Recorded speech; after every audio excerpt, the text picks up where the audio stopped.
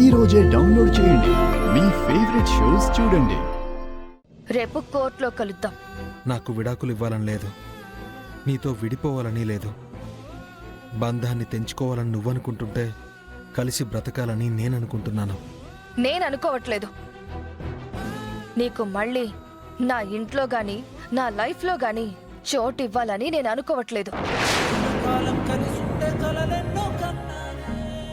Madam, మా అమ్మగారిని discharge చేసి తీసుకెళ్తున్నాం. అమౌంట్ ఎంతో చెప్తే పే చేస్తాను. ఒక్క నిమిషం సార్.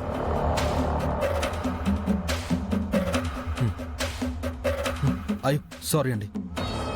మేడం ఇదిగోండి. ఈ ఫోటో ఎక్కడుందేంటి?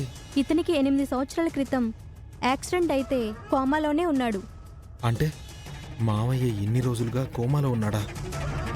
అందుకే రాలేకపోయాడా? మరిప్పుడు ఎక్కడున్నట్టు? మేడం, ఆ ఫోటో నేను తీసుకోవచ్చా?